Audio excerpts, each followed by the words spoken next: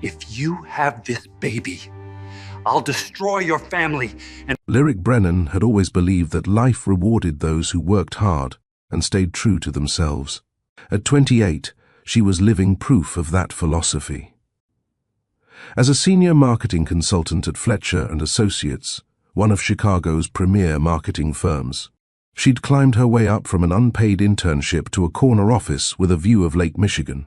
Her mother, Diane, who'd raised Lyric and her two brothers alone after their father passed away when Lyric was 12, often said that her daughter had inherited her father's brilliant mind and her own stubborn heart. Lyric wasn't just good at her job, she was exceptional. She had an innate ability to understand what made people tick, what made them buy, what made them believe in a brand. Her campaigns had won awards. Her clients trusted her. Her colleagues respected her. She'd built this life brick by brick, working double shifts to pay for community college, then transferring to a state university, then hustling her way into Fletcher & Associates when everyone told her she didn't have the pedigree for it. She lived in a modest but beautiful apartment in Bronzeville, stayed close to her family, volunteered at the community center where she'd spent her teenage years, and was content. Not completely fulfilled, perhaps. There was always that little voice wondering about love, about partnership, about whether she'd ever find someone who truly understood her, but content nonetheless. That contentment shattered and rebuilt itself in the span of 3 months, all because of Griffin Hale. Griffin Hale was not someone who typically entered Lyric's orbit. He was the 34-year-old CEO of Hale Innovations, a technology company his father had, founded 30 years ago and that Griffin had transformed into a billion-dollar empire.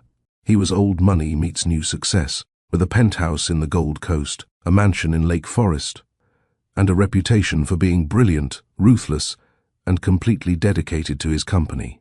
When Fletcher & Associates was hired to rebrand Hale Innovations, to make the company appear more innovative, and less like the stuffy corporation it was becoming, Lyric was assigned as the lead consultant. She'd done her research, read every article about Griffin Hale, prepared herself to deal with an arrogant, entitled CEO who would dismiss her ideas. She wasn't prepared for the reality. Their first meeting was in the Hale Innovations boardroom, all glass and steel and breathtaking views. Griffin walked in 15 minutes late, jacket off, sleeves rolled up, hair slightly disheveled, like he'd been running his hands through it. He had these striking green eyes that seemed to actually see people, not just look at them. "You're Lyric Brennan," he said, not as a question, but as a statement. He extended his hand. "I've read your work on the Meridian campaign. Brilliant. The way you repositioned their brand identity around authenticity rather than aspiration was exactly what they needed." Lyric shook his hand, momentarily stunned. "You actually read the case study?" "I read everything before I make a decision," he said, sitting down across from her. "So convince me why I should let you tear apart the brand my father built and put it back together." For the next 2 hours, they talked, really talked. Griffin challenged every one of her ideas, but not from a place of dismissiveness, from genuine curiosity and strategic thinking. When she pushed back, citing data and consumer psychology, he listened. When he disagreed, he articulated why. By the end of the meeting, they'd sketched out a rebranding strategy that was better than anything Lyric had prepared. "Same time next week?" Griffin asked as they wrapped up. "Actually, for a project this size, I typically recommend bi-weekly meetings," Lyric said, packing up her laptop. "I'm aware of your typical process," Griffin said, and there was the smallest hint of a smile. "I'm requesting weekly. If you have the availability." She had the availability. Over the next 6 weeks, their professional relationship deepened. Weekly meetings turned into twice-weekly working sessions. Business conversations extended into lunches, then dinners. Griffin wasn't what Lyric had expected. Yes, he was driven and demanding, but he was also thoughtful. He remembered details, that she took her coffee with oat milk because she was lactose intolerant, that she was close with her brothers, that she volunteered teaching marketing skills to teenagers. He told her about the pressure of living up to his father's legacy, about how his parents had divorced when he was young and his relationship with his mother was complicated, about how the company was both his greatest pride and his heaviest burden. Sometimes I wonder what my life would have been like if I'd just been Griffin, not Griffin, Hale, heir to the empire, he admitted one evening as they worked late in his office. You'd probably be exactly where you are, Lyric said. Some people are just built to build things. Is that what you see when you look at me? A builder? She looked at him carefully. I see someone who cares deeply about things, even when he pretends not to. I see someone carrying weight he didn't choose, but refuses to put down. Something shifted in that moment. The air between them changed. Griffin stood up, walked around his desk, and sat on the edge of it, closer to where she was seated. And what do you see when you look at yourself? Someone trying to prove she belongs in rooms she wasn't born into, Lyric answered honestly. You don't have to prove anything, Lyric. You belong anywhere you choose to be. The first kiss happened 3 weeks later, after they'd successfully presented the rebranding strategy to Hale Innovations board. They were in Griffin's office, celebrating with expensive champagne that Lyric barely touched because she didn't want to cloud the feeling of success. We did it, Griffin said, looking at her with such genuine happiness that she felt her heart squeeze. You did it. I just helped you see what was already there. No, he said, stepping closer. You saw what could be there. You built it. You made me believe in it. When he kissed her, it felt like falling and flying at the same time. It felt like a door opening to a room she'd been searching for her whole life. Thank you for joining me on this emotional journey. If you're already feeling the chemistry between Lyric and Griffin, please hit that like button. It really helps other readers discover this story. What do you think happens next? Will their professional relationship stay professional? Drop your predictions in the comments below. Make sure to subscribe and hit the notification bell so you don't miss a single chapter of Lyric and Griffin's story. Trust me, what's coming will break your heart before it puts it back together again. They tried to keep it professional at first. Lyric told herself it was just the adrenaline of a successful project.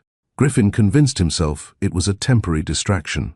But when the rebranding project officially ended, neither of them wanted to end what had begun. I want to see you, Griffin said on what should have been their final meeting. Not as a consultant, not for business. Just you and me. Lyric knew it was complicated. She knew their worlds were different. But when she was with Griffin, she felt seen in a way she never had before. So she said yes. For 3 months, they existed in a beautiful bubble. Griffin would pick her up after work, and they'd drive along the lakefront, talking about everything and nothing. They'd spend weekends at his Lake Forest home, cooking together, reading together, learning each other's rhythms. He came to her apartment in Bronzeville and met her neighbors, and didn't act like he was too important for her world. She went to charity galas with him and held her own with his wealthy associates. Her mother noticed the change in her. Baby, I haven't seen you glow like this since you got your first campaign win. Who is he? Lyric had hesitated. She hadn't told her family about Griffin yet, not because she was ashamed, but because she wanted to protect what they had a little longer. Someone special, Mama. I'll bring him around soon. I promise. She should have kept that promise sooner. The intimacy between them grew naturally, beautifully. Griffin was attentive and generous, always making sure Lyric felt cherished. In his arms, she felt like the most important person in the world. They'd spend hours in his penthouse, wrapped in Egyptian cotton sheets, talking about their dreams. I want to build something that matters, Lyric told him one Sunday morning, her head on his chest. Not just sell things to people, but create something that actually helps communities like the one I grew up in. Then do it, Griffin said, running his fingers through her natural curls, something he'd learned she loved. You have the skill and the vision. What's stopping you? Money, resources, fear, she admitted. Fear of what? Failing. Proving right everyone who said I got lucky instead of earning it. Griffin tilted her face up to look at him. Lyric Brennan. You are the most capable person I've ever met. If you want to build something, you'll build it, and I'll help you however I can. Those were the moments she fell in love with him, not because of his money or his status, but because he believed in her in a way that made her believe in herself more. But there were cracks in their bubble, small at first. Phone calls Griffin would take in another room. mentions of his family that he'd quickly redirect, a certain tension when she'd suggest meeting his parents, or when he'd avoid talking about the future. "My family is complicated," he'd say. "I want to keep you separate from that complication as long as possible." Lyric understood complicated families. She let it go.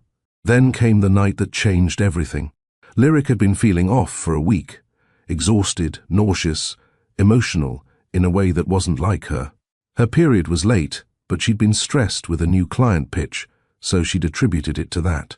Until her best friend, Tiona, a nurse, looked at her symptoms and said, "Girl, you need to take a test." The two pink lines appeared faster than Lyric could process. Pregnant. She was pregnant with Griffin's child. Terror and joy warred in her chest. They'd been careful, but not perfectly careful. These things happened, and while this wasn't planned, while the timing was terrible, a small part of her wondered if maybe this was the universe's way of pushing their relationship forward. She called Griffin and asked him to come over. She needed to tell him in person. He arrived an hour later, concerned. "Everything okay? You sounded strange on the phone." Lyric took a deep breath. "I need to tell you something, and I need you to just listen until I'm done, okay?" Griffin's face shifted into something guarded. "Okay, I'm pregnant." The words hung in the air between them. Lyric watched Griffin's face go through a dozen emotions: shock, disbelief, fear, and then something that looked like panic. "You're sure?" he finally asked. "I took 3 tests, all positive. I have a doctor's appointment scheduled for Friday to confirm, but yes, I'm sure." Griffin stood up, ran his hands through his hair, started pacing. "This can't be happening. Not now. Not like this. I know it's not ideal timing." "Ideal timing?" Griffin's voice rose. "Lyric, this is a disaster." The word hit her like a slap. "A disaster? We're talking about a baby, Griffin. Our baby. You don't understand. My family, the company, my father's legacy. There are expectations. There's a plan." "What plan? What are you talking about?" That's when the truth spilled out. Griffin had been engaged before to a woman named Kathleen Whitmore, someone from his social circle, someone his family approved of. They'd called off the engagement 2 years ago, but his family, especially his father, Montgomery Hale, had never accepted it. There was pressure, constant pressure, to reconcile with Kathleen, to marry within their world, to produce heirs that would carry on the Hale legacy appropriately. "You've been dealing with this the whole time we've been together?" Lyric asked, her voice breaking. "I thought I could handle it. I thought eventually they'd accept that I'm making my own choices. And now? What about now?" Griffin looked at her, and she saw something in his eyes she'd never seen before. Weakness, cowardice. "My father can't know about this. If he finds out you're pregnant, he'll destroy everything. He has the power to do it, Lyric. He can ruin your career, your reputation, your family's businesses." "My family doesn't have businesses. We're regular people, Griffin. We work regular jobs. Then those jobs. Your brothers, one works in finance, right? And the other is a teacher.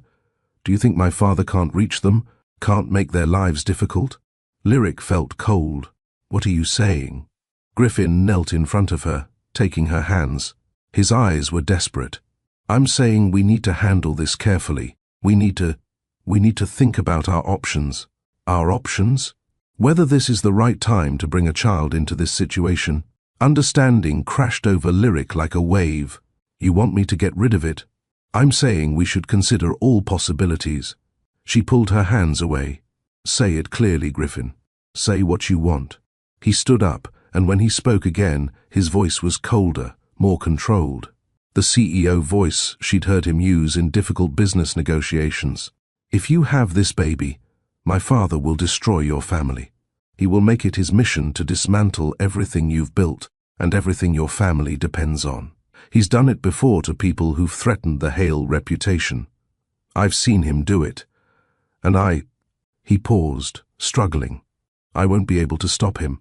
Not if you force my hand by keeping this child." "Force your hand?" Lyric stood up, her whole body shaking. "I'm not forcing anything. This is a consequence of what we did together, what we shared. I thought we were building something real. We are. But this, get out. Lyric, get out of my apartment. Get out of my life. You're not thinking clearly. When you calm down, I am thinking clearly for the first time since I met you, Lyric said, tears streaming down her face. You're a coward, Griffin Hale. You're not the man I thought you were.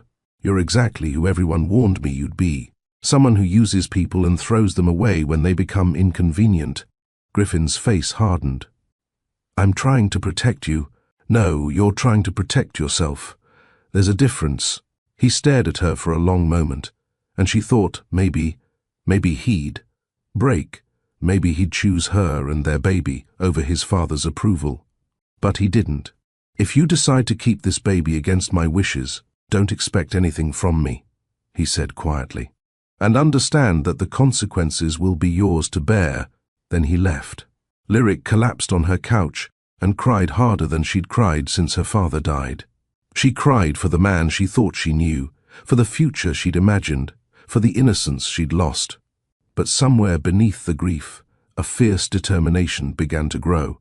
She placed her hand on her still flat stomach and made a promise. I don't know who you are yet, little one, but I know this. You are not a disaster. You are not a consequence. You are a gift, and I will protect you with everything I have. We don't need him. We'll be just fine. The next few months were the hardest of Lyric's life. She confirmed the pregnancy with her doctor. She was 8 weeks along, healthy, due in early May. She told her family, bracing for disappointment, but found instead fierce support. Her mother held her and said, "Babies are never mistakes, only surprises. We'll figure this out together."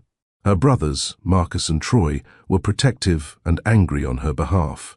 "Who is this man? Give us a name, Lyric," Marcus demanded. But she wouldn't. She wouldn't give Griffin the satisfaction of drama. And she wouldn't risk her brothers doing something that could hurt their own futures. Work became complicated. Word got around that she was pregnant. Some clients were supportive, others quietly requested different consultants. Fletcher and associates stood by her publicly, but she felt the shift. She was being edged out of major projects, given smaller accounts. Then the real trouble started. 2 months after her confrontation with Griffin, her biggest client, a company she'd worked with for 2 years, suddenly terminated their contract, citing new direction. A week later, another client did the same, then another. Her boss, Raymond Fletcher, called her into his office. "Lyric, I don't know what's happening, but someone is targeting you. 3 clients in 3 weeks, all with vague excuses. Have you upset someone?" She knew exactly who. Montgomery Hale was making good on his son's threat. "I'll figure it out," she told Raymond. But she didn't know if she could. Her brother Marcus came home stressed one evening. "My firm is restructuring. They're eliminating my entire division. My boss said he fought for me, but the orders came from the top." Marcus worked at a mid-sized financial firm. Lyric did research and found that Hale Innovations had acquired a significant stake in the parent company 6 weeks ago. Troy called 2 weeks later. The school district was facing budget cuts. His position as an arts teacher was being eliminated. Lyric connected the dots. Montgomery Hale wasn't just going after her. He was systematically dismantling her family's stability, just as Griffin had warned. She felt rage and helplessness in equal measure. How did you fight someone with unlimited resources and no conscience?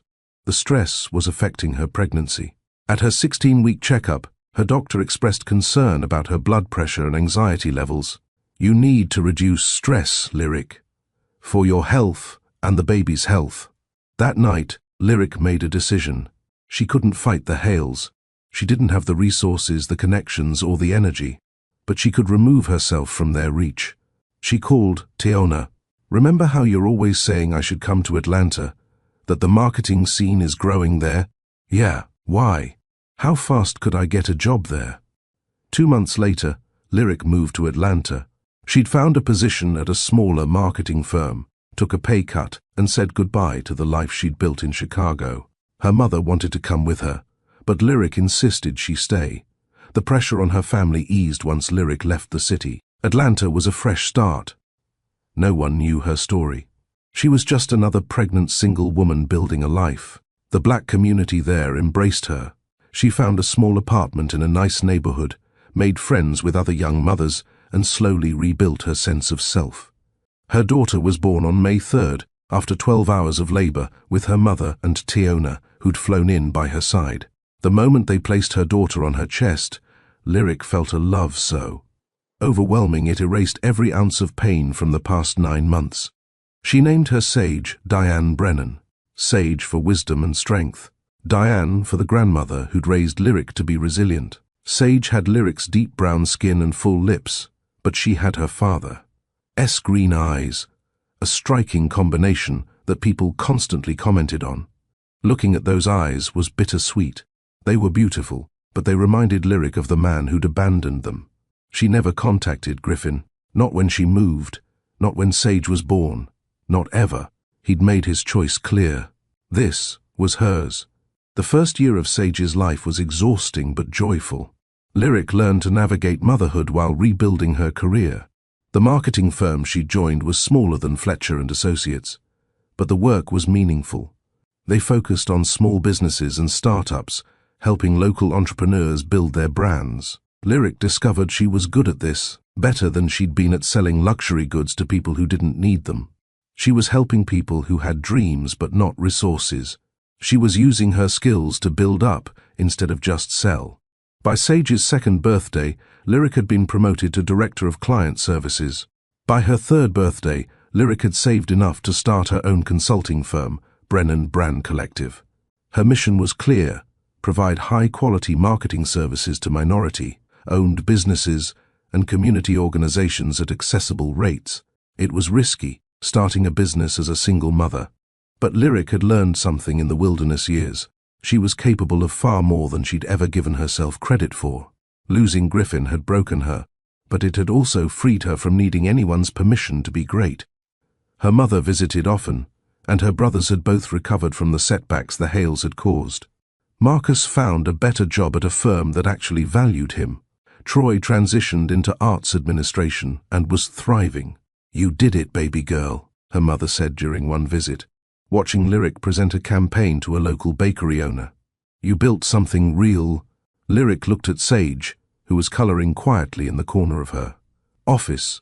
She often brought her daughter to work and felt proud. "We built it together, Mama. All of us." She dated occasionally, but nothing serious. Part of her was still healing from Griffin. Another part of her was so fulfilled by motherhood and her work that romance felt unnecessary. She'd had great love once. Maybe that was enough for one lifetime. Sage was bright, curious, and funny. She asked a million questions, loved books and art, and had a smile that could light up a room. People were drawn to her. "Mommy, why don't I have a daddy?" Sage asked one evening, a few weeks after her 4th birthday. Lyric had been preparing for this question. "You do have a daddy, sweetheart. He just lives far away and isn't part of our lives. Does he know about me?" Lyric chose her words carefully.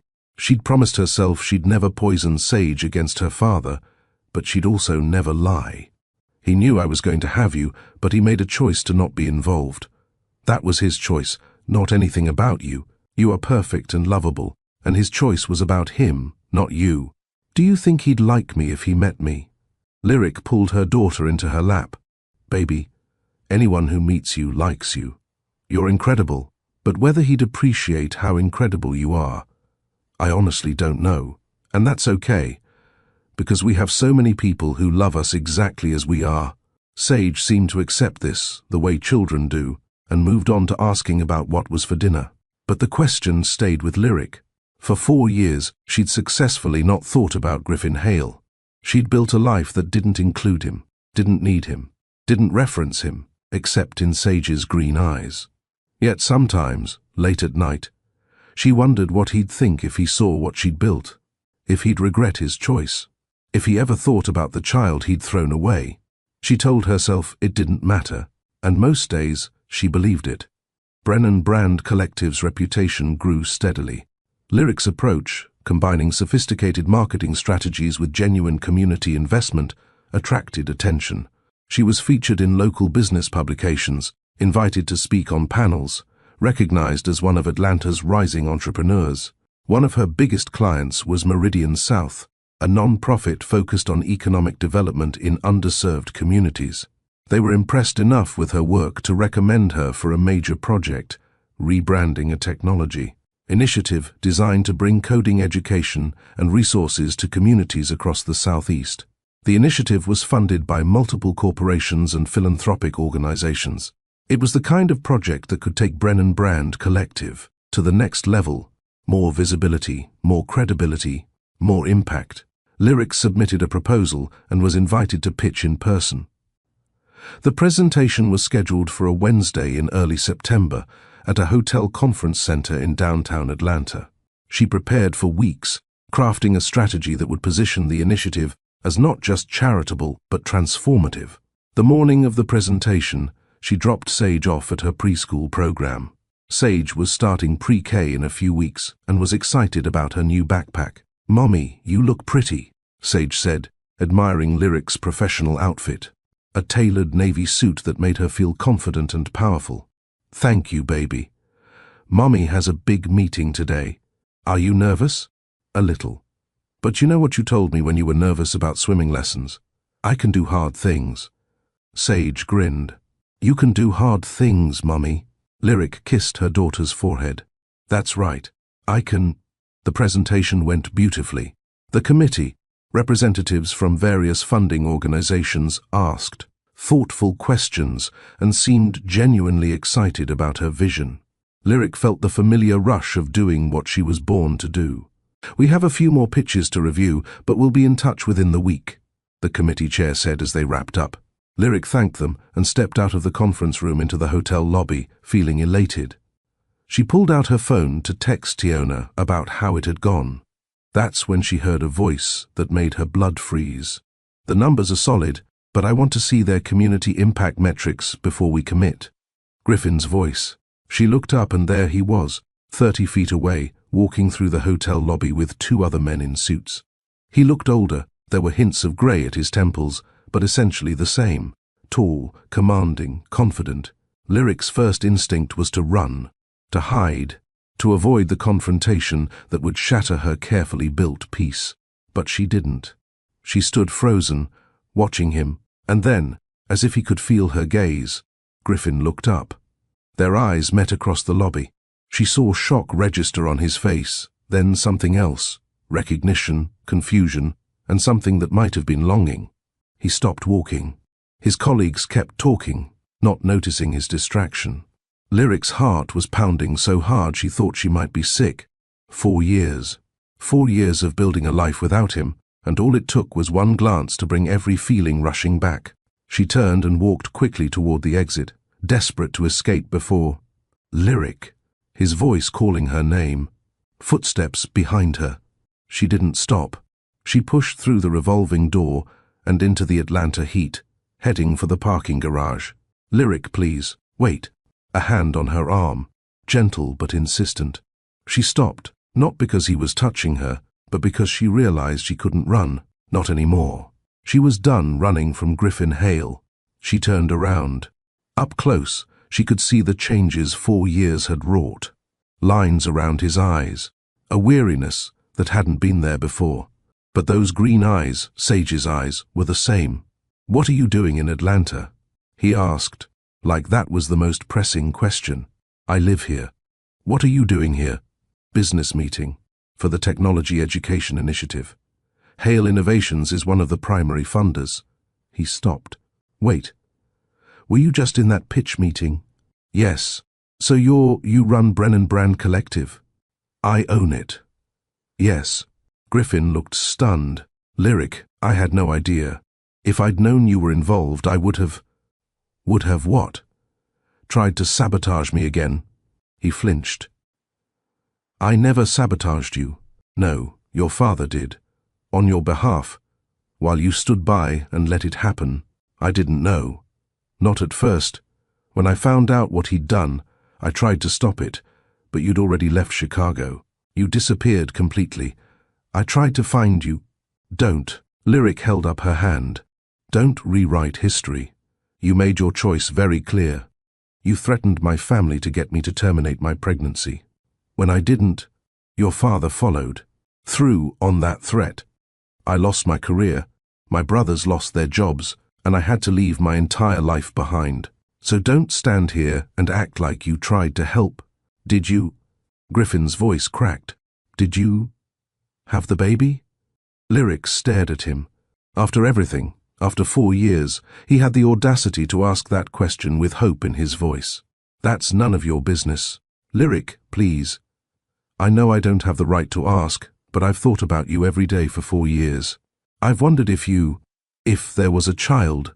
You gave up the right to know anything about my life when you called my baby a disaster and threatened everything I loved. I was scared. I was a coward. You were right about that, but I've regretted that conversation every single day since. Good, Lyric said coldly. Live with that regret. I have to go.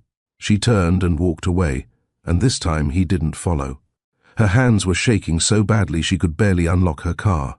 Once inside, she gripped the steering wheel and tried to breathe. She'd done it. She'd faced him, and she'd survived. But then she thought about picking up Sage from preschool in 3 hours. Sage with her green eyes. Sage who'd asked about her daddy just weeks ago. Griffin was in Atlanta. Griffin was funding the initiative she was trying to get hired for. Their paths had collided after 4 years of careful separation. Nothing was ever going to be simple again. Lyric didn't tell anyone about seeing Griffin. She picked up Sage from preschool, made dinner, read bedtime stories, and pretended everything was normal. But inside, she was spiraling. What if Griffin found out about Sage? What if he tried to take her? Did he have legal rights even though he'd explicitly told her not to keep the baby? What if his father came after them again? She barely slept. By morning, she'd convinced herself that she needed to withdraw from the Technology Initiative project. It was the safest option. She'd send a professional email citing scheduling conflicts and move on. But before she could draft that email, her phone rang. It was Dominic Chen, the committee chair. Lyric, I'm calling with good news. The committee was unanimous. We'd like to offer you the contract. Her heart sank and soared simultaneously.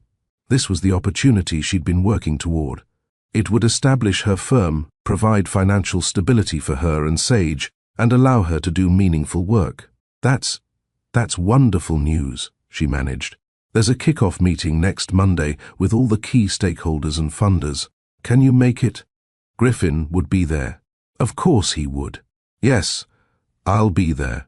She hung up and immediately called Teona. I need you to be completely honest with me. What are my legal obligations regarding Sage's father? Why? What happened? Lyric explained the encounter with Griffin. Teona was quiet for a moment. Okay. Legally, he's the biological father, so he does have potential rights, but he'd have to establish paternity and petition for custody or visitation. The fact that he explicitly told you to terminate and has had no contact in 4 years works in your favor. But Lyric, if he wants to be involved now, a court might allow it, even though he abandoned us. He'd argue he didn't know the child existed. Did you ever formally tell him you decided to keep the baby? No. After our fight, I never spoke to him again. Then he has some plausible deniability. I'm not saying it's right, but legally, it's complicated. Lyric felt nauseous.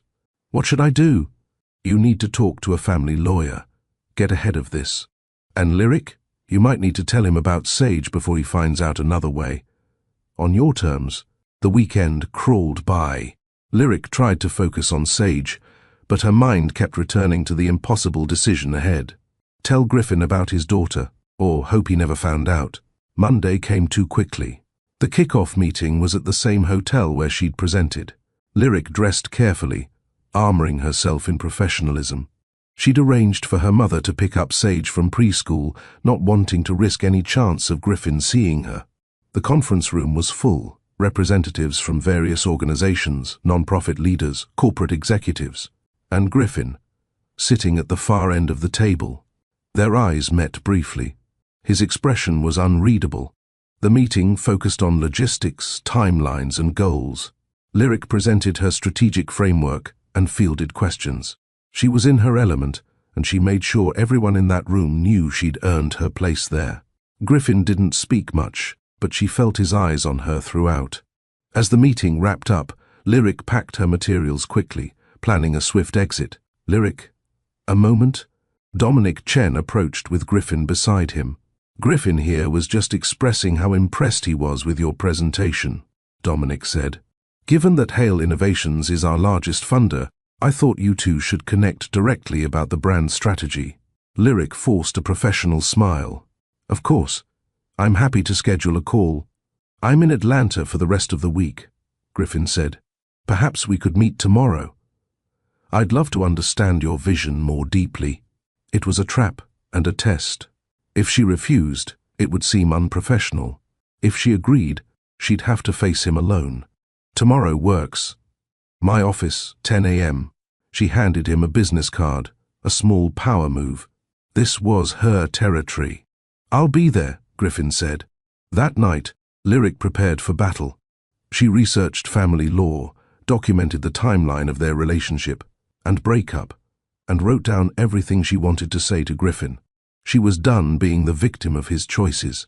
If they were going to have this conversation, it would be on her terms. Her office was in a converted warehouse in a revitalized neighborhood, a space she'd deliberately chosen because it reflected her values. Community, transformation, potential. Griffin arrived exactly at 10, dressed in a suit that probably cost more than her monthly rent. Nice space, he said, looking around at the exposed brick, the local art on the walls, the photos of her clients, small business owners and community leaders. Thank you. Coffee, please. She poured 2 cups from her French press, buying time. They sat in her office, the desk between them like a battlefield line. So, Griffin began. The technology initiative, yes. My strategy is to position it not as charity, but as investment. Lyric, we both know I didn't come here to talk about marketing strategy. She set down her coffee cup. Then, say what you came to say. Griffin leaned forward. I need to know if you had our baby. Why? Why does it matter to you now? Because I've lived with the weight of that choice for 4 years. Because I was wrong about everything. Because I'm not the same person I was then. That's convenient, Lyric said. People don't change that fundamentally, Griffin, don't they? You did. You're not the woman I met in Chicago. You're more. You built this firm, this life. You're doing work that actually matters. You've become everything you said you wanted to be. I became this because you destroyed who I was, Lyric said, her voice sharp. Your father dismantled my career, threatened my family, and forced me to start over. So yes, I'm different. Trauma changes people. Griffin flinched. I know my father went too far. When I found out the extent of what he'd done, I confronted him. We didn't speak for over a year. Am I supposed to feel sorry for you? You had a fight with your daddy while I was pregnant and alone, rebuilding my entire life. No. You're not supposed to feel anything for me. I know I don't deserve your forgiveness. But I'm asking anyway, Lyric. Did you have our child? The moment had come. The truth was going to break the dam, and Lyric had to decide whether to let it or hold it back. She thought of Sage's green eyes, her smile, her questions about her daddy, and she made her choice. Yes, she said quietly. I have a daughter. Her name is Sage. She's 4 years old, and she's the best thing that ever happened to me. Griffin's face transformed. Shock, joy, grief, all at once. I have a daughter. I have a daughter. You gave up that right. Can I see her? A picture? Lyric hesitated, then unlocked her phone and pulled up her favorite recent photo, Sage. At the park, laughing on the swings, her curls wild in the wind, eyes bright with joy. She turned the phone toward Griffin. He stared at the image, and tears started rolling down his face. She has my eyes. Yes, she's beautiful. She looks like you. Yes. Lyric. His voice broke. I missed 4 years. 4 years of her life. You didn't miss them. You chose to not be there for them. There's a difference. Griffin wiped his eyes. You're right, and I can't change that. But I want to be there now. I want to be her father. Please. This was what Lyric had feared. You don't get to just walk in and claim her because it's convenient now. She's a person, Griffin. A little girl with feelings and needs. She's not a business deal you can negotiate. I know that, do you? Because 4 years ago, you called her a disaster. You threatened to destroy my family if I didn't terminate her. Now you want to play daddy? How do I know you won't change your mind again when it gets hard? I understand your distrust. I've earned it. But I've changed, Lyric. That last year, after you left, I hit bottom. I realized I'd become exactly what I hated. A man who let fear and other people's expectations control his choices. I started therapy. I confronted my father and established boundaries. I stepped back from the company to figure out who I was outside of the Hale name. Good for you. That doesn't give you rights to my daughter. Legally. Don't, Lyric said, her voice dangerous. Don't threaten me with legal action. I will fight you with everything I have.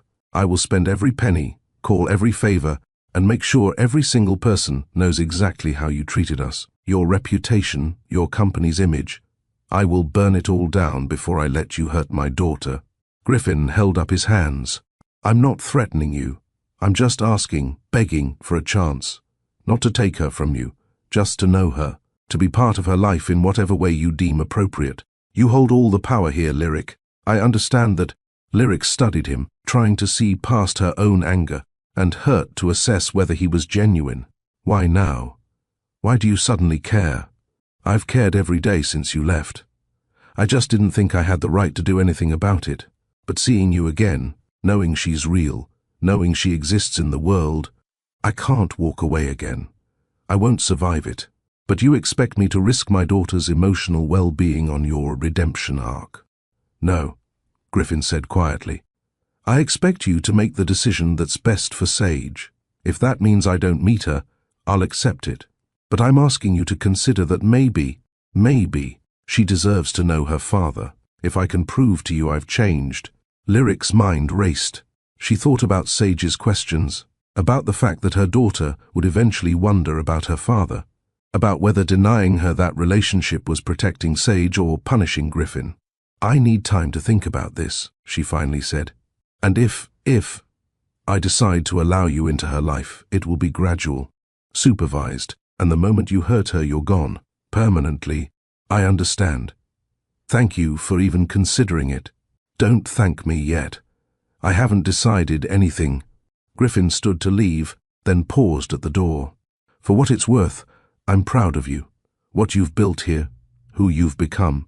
You were always exceptional, but now, you're extraordinary. After he left, Lyric sat in her office for a long time, staring at the photo of Sage on her phone.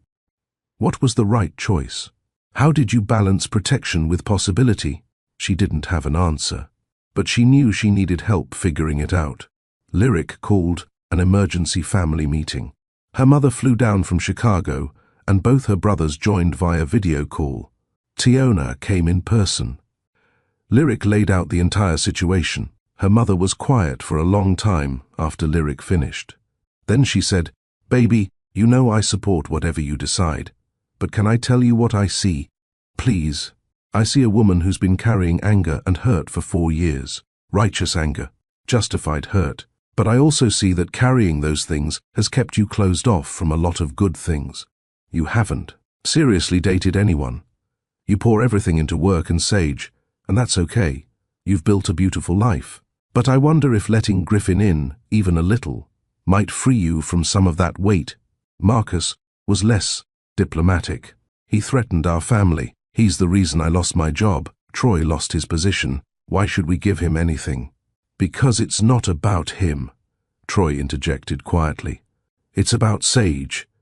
Kids deserve to know where they come from if it's safe. The question is whether he's safe." Tiona added her perspective. "I've seen too many cases where parents withhold access out of anger and the kids end up hurt. But I've also seen kids damaged by unstable parents being given too much too soon. You need a middle path." Lyric listened to all of them, grateful for their honesty. So what does the middle path look like? Background check, Tiona said immediately. Find out what he's been doing for 4 years, then supervised meetings, public places, short visits. Watch how he handles boundaries. Make him prove he's reliable before introducing him as her father. And protect yourself legally, Marcus added. Get a custody agreement in writing, child support, everything documented. Lyric nodded slowly. Okay, I'll talk to a lawyer and a child psychologist, get professional guidance, and I'll do the background check. Over the next week, Lyric hired a family lawyer and did extensive research on Griffin's last 4 years. What she found surprised her. He'd been telling the truth about stepping back from Hale Innovations. 2 years ago, he'd transitioned to chairman of the board and brought in a new CEO. He'd shifted his focus to philanthropy, specifically funding educational initiatives in underserved communities. The technology education program that brought them back together wasn't random. Griffin had been personally championing it for over a year, donating millions of his own money. Articles described him as reformed and committed to using his wealth for social good. There were no scandals, no lawsuits, no concerning behavior. There was one profile piece that caught Lyric's attention. In it, Griffin was asked why he'd stepped back from running his father's company. His answer, "I realized I was living someone else's life. I'd made choices based on fear and obligation rather than values and integrity. I hurt someone I cared about deeply because I wasn't brave enough to stand up for what mattered. I'm spending the rest of my life trying to be the man I should have been then, someone he cared about deeply." He'd never mentioned Lyric by name, but the interviewer noted that Griffin had never married and was famously private about his personal life. The child psychologist Lyric consulted gave her a framework. If you decide to proceed, introduce him as a friend first. Let Sage get comfortable with him as a person. Before introducing the concept of him being her father, watch for how he interacts with her. Is he patient? Does he respect her boundaries? Does he show up consistently? Armed with all this information, Lyric made her decision. She called Griffin. "I've thought about it," she said. "I'm willing to let you meet Sage, but there are conditions. Anything. First, you sign a formal custody agreement that establishes me as primary custodian. You'll have visitation rights, but they start minimal and increase only if you prove consistent and reliable. Second, child support. Not because I need it, but because you should contribute to her well-being. Third, you meet with my lawyer and my child psychologist to understand expectations. And fourth, you don't tell her you're her father until I say you can. She'll meet you as my friend first. I agree to all of it. I'm not finished. Fifth, you don't get to disrupt her life or routine. You fit into her world, not the other way around. Sixth, no gifts or attempts to buy her. Affection. You build a relationship through presence and care, not money. And seventh, the moment I feel she's being harmed emotionally, this ends. Non-negotiable. I understand. Thank you, Lyric. I won't let you down. You're not doing this for me, Griffin. You're doing it for her." They scheduled the first meeting for the following Saturday at a public park. Neutral territory. Low pressure. Lyric prepared Sage carefully. "Baby, remember how you asked about your daddy?" Sage looked up from her coloring. "Uh-huh.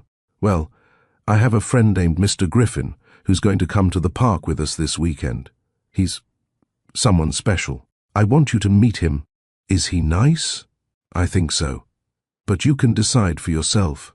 Saturday arrived warm and clear.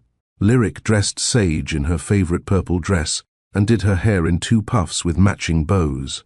Her daughter looked adorable and confident, and Lyric felt a fierce surge of protectiveness. Griffin was already at the park when they arrived, sitting on a bench, looking nervous. He stood when he saw them, and Lyric watched his face as he saw Sage in person for the first time. His expression was pure wonder. "Sage, this is my friend Mr. Griffin," Lyric said. "Griffin, this is my daughter, Sage." Griffin knelt down to Sage's level. "Hi, Sage. It's really nice to meet you." Sage studied him with those green eyes, his eyes, taking in every detail. "You have eyes like me. Griffin's voice caught. I do, don't I? Green eyes are pretty special. My mommy says they're unique. Your mommy is very smart. Sage seemed to accept this and then asked the most important question. Do you like swings? Griffin smiled. I love swings. Come on. Lyric watched as her daughter grabbed Griffin's hand and pulled him toward the playground. He looked back at her, eyes shining with tears, and mouthed, Thank you. For the next hour, Lyric observed. Griffin pushed Sage on the swings and listened intently to her 4-year-old chatter about preschool, her favorite books, and her best friend Zuri. He was patient when she wanted to show him how high she could climb. He was gentle when she fell and scraped her knee, letting Lyric handle the comfort, while he provided the Band-Aid from the first aid kit he'd thoughtfully brought. He didn't try too hard. He didn't hover. He just showed up as a calm, interested presence in her world. Mr. Griffin, do you have kids? Sage asked at one point. Griffin glanced at Lyric before answering. No, I don't. But I think kids are pretty amazing. Do you want kids? Yeah. Yeah, I really do.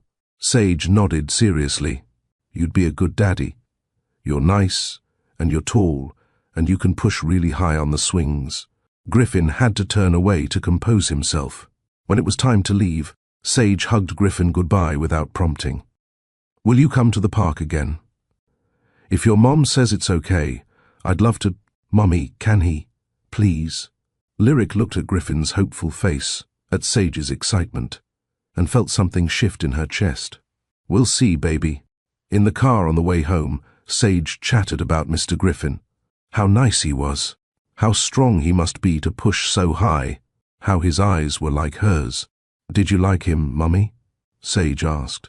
Lyric thought about her answer carefully. I think he's trying very hard to be a good person, and I think he was very happy to meet you. I liked him, Sage declared. Then, with a 4-year-old's emotional honesty, I wish he could be my daddy. Lyric's heart clenched. Why, baby? Because he looked at me like you look at me, like I'm special.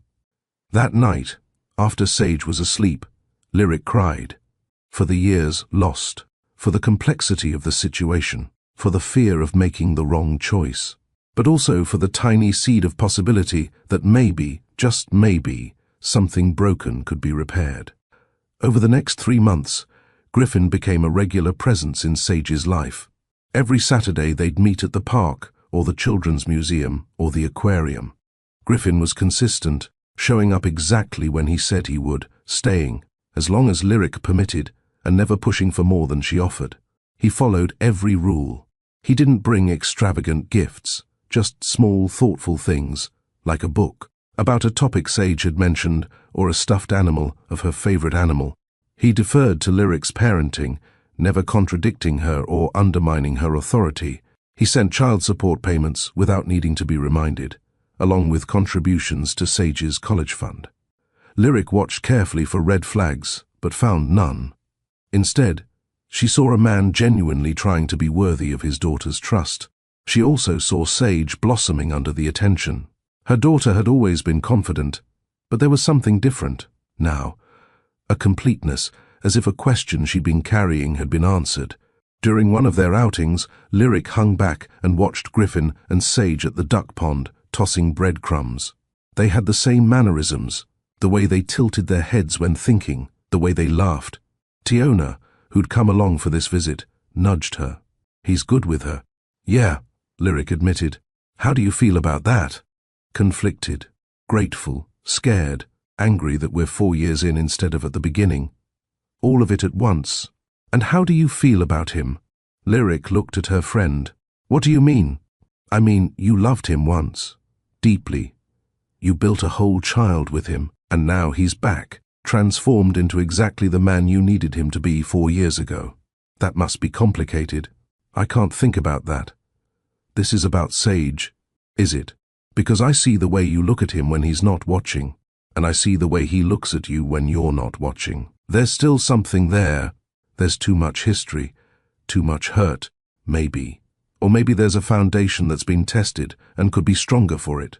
Lyric didn't want to consider that possibility. But late at night, when she was honest with herself, She acknowledged that the anger she'd carried for 4 years was starting to ease, not disappear. She wasn't sure it ever would completely, but soften into something more manageable. She'd also noticed things about Griffin, how he'd grown, how he spoke to people, service workers, other parents, children, with genuine respect, how he talked about his work with passion but also humility, how he'd ask Lyric's advice on things, valuing her opinion. One Saturday, after a museum visit, Sage fell asleep in the car on the way home. Griffin had followed them back to help carry her inside, something that had become their routine. As Lyric tucked Sage into bed, Griffin stood in the doorway, watching with such tenderness that Lyric felt her defenses crack. Downstairs, she made them both tea. They sat on her couch, a careful distance between them. "Can I ask you something?" Griffin said. "Sure. When do you think I can tell her that I'm her father?" Lyric had been expecting this question. The psychologist says when she's comfortable asking who you are, when the relationship is established enough that the truth feels natural rather than shocking. "And when do you think that will be?" "I don't know. Maybe soon." She started asking questions. Why we spend so much time together, why you're always around but don't live with us. What do you tell her? That you're someone important to both of us, that you care about her very much. Griffin set down his tea. "Lyric, I need to say something, and I need you to let me finish." She nodded. "These 3 months with Sage have been the best of my life. Getting to know her, watching her grow, being part of her world. It's a gift I know I don't deserve. But there's something else I need you to know." He paused, gathering courage. "I never stopped loving you." Lyric's breath caught. "I know I have no right to say that. I know I destroyed what we had. But it's the truth. Every person I met over these 4 years, I compared to you.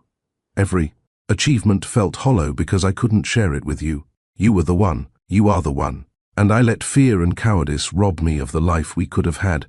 Griffin, I'm not asking you to forgive me or give me another chance.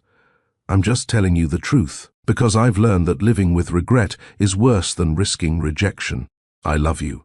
I love our daughter, and if all I ever get to be is Sage's father and your CO parent, I'll be grateful for that. But if there's any possibility, any chance, that someday you might—" Lyric held up her hand, stopping him. "I need you to understand something. 4 years ago you didn't just break my heart. You shattered my ability to trust. You made me question my judgment.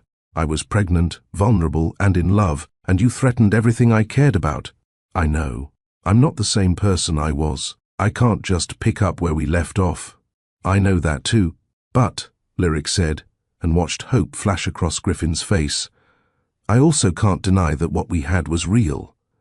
That what I felt for you was the deepest I've ever felt. And I can't deny that watching you with Sage, seeing you show up consistently, seeing you become the man I believed you could be, it's affecting me. How? I'm not ready to call it love. I'm not ready to trust you with my heart again. But I'm open to the possibility of friendship, real friendship, co-parenting with respect and care, and maybe, if you continue to prove yourself over time, we could see if there's something more." Griffin's eyes were shining. "That's more than I hoped for. Don't hope too hard. I might never be able to get past what happened. The hurt might be too deep. Then I'll prove myself anyway, not to win you back, but because it's who I want to be." They sat in silence for a while, the weight of the conversation settling around them. "I should go," Griffin finally said. "Thank you for tonight, for every day with Sage, for even considering giving me a chance." At the door, he paused. "One more thing. My father wants to meet Sage." Lyric's entire body tensed. "Absolutely not. I told him the same thing. I just wanted you to know he's aware of her existence. I didn't tell him. He figured it out from seeing photos in my house. But I made it clear that he has no access to her or you unless you explicitly grant it. And I told him what he did to your family was unforgivable." "And what did he say?" "That he was protecting the family legacy. I told him the only legacy I care about is being a good father and, if I'm lucky, eventually earning back your trust. We're not on good terms. I'm sorry. Don't be. Some breaks need to happen. He chose his priorities. I'm choosing mine. After Griffin left, Lyric sat with her thoughts. The situation was messy and complicated and full of risk. But for the first time in 4 years, she felt something other than anger when she thought about Griffin Hale. She felt possibility. 2 weeks later, Sage provided the opening they'd been waiting for. They were at the park, the three of them, feeding ducks. Sage had been quieter than usual, thoughtful. "Mr. Griffin," she said suddenly, "why don't you have a family?" Griffin glanced at Lyric, who nodded slightly. "What makes you think I don't have a family?" he asked gently. "You're always with us. You don't talk about a wife or kids at your house. Are you lonely?" Griffin knelt down to her level. "Can I tell you a secret?" Sage nodded, eyes wide. "I do have a family. A very small, very important family." "You do? Who?" Griffin looked at Lyric, asking permission. She took a deep breath and nodded. "You," Griffin said softly. "You're my family, Sage. I'm your daddy." Sage stared at him, processing. "My real daddy, the one who lives far away. I used to live far away, but not anymore. I'm here now, and I want to be part of your life, if that's okay with you. Why didn't you tell me before?" Lyric intervened. "Because grown-ups sometimes make mistakes, baby. Your daddy and I had some problems before you were born. He wasn't ready to be a daddy yet, so I raised you by myself. But he's been working very hard to be the kind of daddy you deserve." Sage looked between them, her brilliant little mind working. "So, all those times we played together, you were my daddy the whole time?" "Yes," Griffin said. "I wanted to get to know you first, to make sure you felt comfortable with me. Are you going to leave again?" The question broke both adults' hearts. "No, sweetheart. I'm not going anywhere, I promise. Do you love me?" Griffin's voice cracked. "More than anything in the whole world. Do you love Mommy?" Both adults froze. Sage continued, with a child's devastating logic, "Because daddies and mommies are supposed to love each other. That's how families work." Lyric stepped in. "Sometimes families look different, Sage. Your daddy and I care about each other very much, but we're not together like that. We're both here for you, though." Sage considered this. Then, with 4-year-old decisiveness, "I think you should love each other. You both look happy when we're together, out of the mouths of babes." "It's complicated, baby," Lyric said. "Why?" "Because sometimes grown-ups hurt each other, even when they don't mean to. And it takes time to heal from that hurt." Sage walked over to Griffin and hugged him. "I forgive you for being far away before. You're here now." Griffin wrapped his arms around his daughter and wept. Then Sage pulled back and said, with enormous seriousness, "You can call me your daughter now. I'm Sage, and you're my daddy." "Yes, I am. And you're my Sage." Wow, we've just witnessed one of the most beautiful moments. Sage finally knows who her daddy is. If this revelation touched your heart like it touched mine, please take a moment to like this story and share it with someone who believes in second chances. I'd love to know, do you think Lyric should trust Griffin? Can people really change that fundamentally? Share your thoughts in the comments. I read every single one. If you're not subscribed yet, what are you waiting for? We're heading into the most challenging part of their journey, and you won't want to miss how this family finds their way back to each other. Let's continue. The weeks following Sage's discovery transformed their dynamic. Griffin went from being Mr. Griffin to Daddy, and Sage embraced this new reality with the adaptability of childhood. She wanted him at bedtime stories, asked for him when she had exciting news to share, and proudly told anyone who would listen that she had a daddy now. Lyric watched this unfold with mixed emotions. Joy, because her daughter was happy. Anxiety, because she worried about what would happen if Griffin eventually disappointed them. And something else, something she didn't want to name, when she saw Griffin and Sage together, looking so much alike, laughing at the same things. Griffin had asked if he could increase his time with Sage, and Lyric agreed. He started coming to dinner twice a week, joining them for weekend activities, and video calling Sage before bedtime on nights he wasn't there. "Daddy, will you read me the princess story?" Sage asked one Tuesday evening after Griffin had joined them for dinner. "I'd love to," he said, and Lyric watched them walk hand in hand to Sage's room, something tightening in her chest.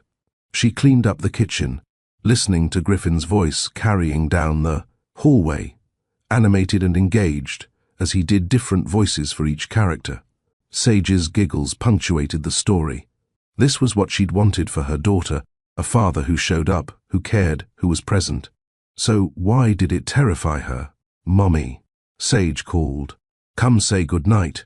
Lyric went to Sage's room and found her daughter tucked in, Griffin sitting on the edge of the bed. It looked so natural, so much like a family, that Lyric had to pause in the doorway. "Ready for sleep, baby?" she asked. "Daddy said he'll take me to the Science Museum this Saturday. They have a butterfly exhibit." Did he now? Lyric looked at Griffin, who had the grace to look sheepish. "I should have asked you first," he said. "Is that okay?" The old Lyric would have said no, would have insisted on being there to supervise, but she was trying to learn to trust. "Just the two of you? If you're comfortable with that. Or you're welcome to come."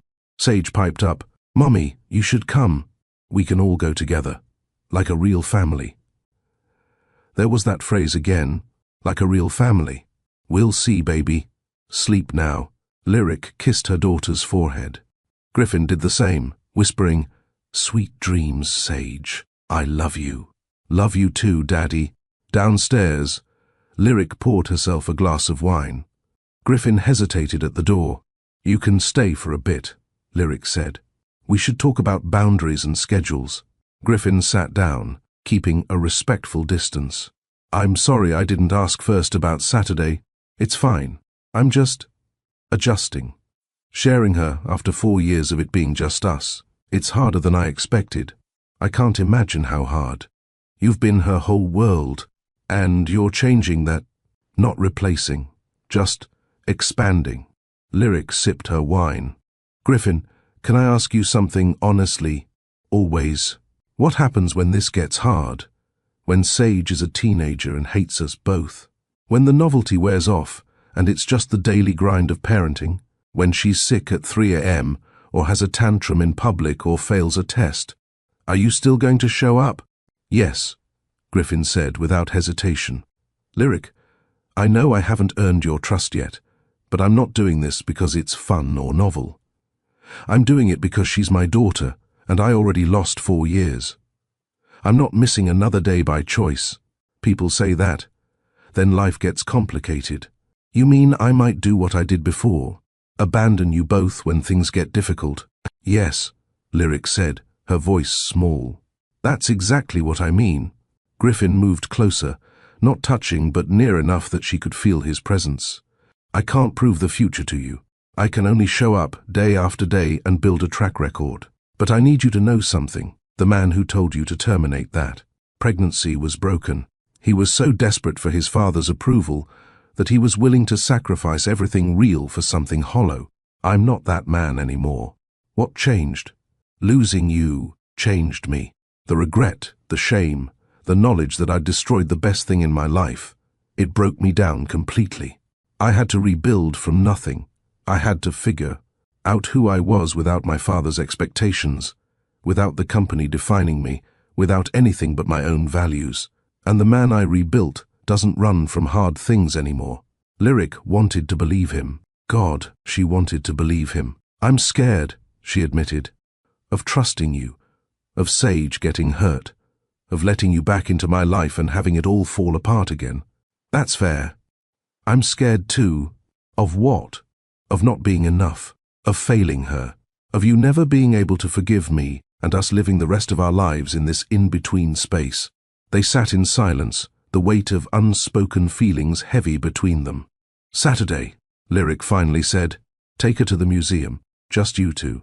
She needs time with just her dad." Griffin's face lit up. "Really?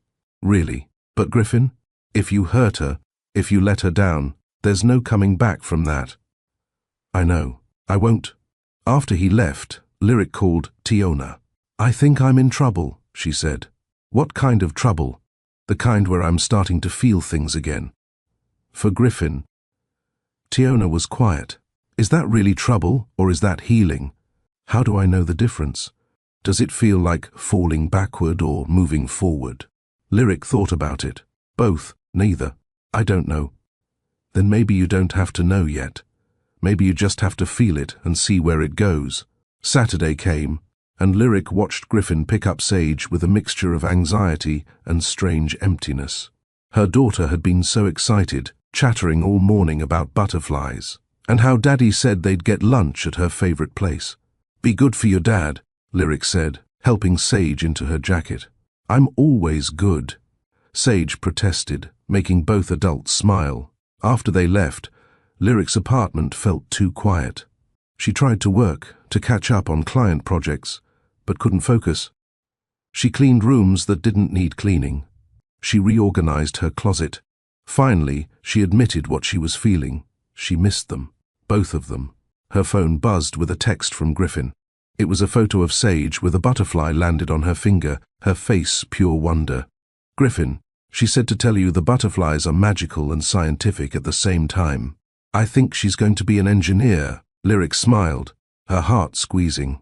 "Lyric, she gets that from you, the analytical mind. Griffin, she gets her brilliance from you, and her kindness, and her strength." Lyric stared at the message, something warm unfurling in her chest. They returned that afternoon, Sage full of stories and carrying a butterfly bookmark Griffin had bought her from the gift shop. "Mummy, it was so amazing, and Daddy knew all about the different species and their migration patterns and—" Lyric listened, watching Griffin stand in her doorway, looking at their daughter with such love it was almost painful to witness. "Bath time, baby," Lyric eventually said. "You've got dirt from the gardens all over you." While Sage bathed, singing off-key, Lyric walked Griffin to the door. "Thank you," he said, "for trusting me with her. Thank you for being trustworthy." Griffin hesitated. "Lyric, there's something I need to tell you. My father is in Atlanta." Every muscle in Lyric's body tensed. "Why?" "Business. But he knows about Sage now, and he wants to meet her." "No, absolutely not. That's what I told him. But he's insisting, and you know how he is." "I know exactly how he is. He tried to destroy my family, Griffin. He succeeded in destroying my career in Chicago. He doesn't get access to my daughter." "Our daughter," Griffin said gently. "And I agree with you. I told him he has no rights here, but he's threatening to make things difficult." "How?" "Legally. He's implying he could challenge custody, claim I have rights that are being denied." "That's ridiculous. We have a formal agreement." "I know. But he's Montgomery Hale. He has lawyers who can tie things up in court for years, make life miserable even if he doesn't win." Lyric felt panic rising. "So what are you saying? That I should let him meet her to keep the peace?" "No," Griffin said firmly. "I'm saying I need to handle my father. I wanted you to know what's happening so you're not blindsided, but I won't let him near Sage. I promise." "How are you going to stop him?" Griffin's jaw tightened. "By doing what I should have done 4 years ago. Stand up to him completely, set boundaries that can't be crossed. And if he retaliates, goes after my business like he did before, he won't. I've made sure of that." "How?" "I control a significant share of the family trust. Enough that I can block his access to certain funds if he tries anything. It's mutually assured destruction. If he comes after you, I burn down some of what he's built. He knows I'm serious this time." Lyric studied him. "You'd really do that? Go against your father that completely?" "Lyric, you and Sage are my family now. He's just the man who shares my DNA and tried to control my life.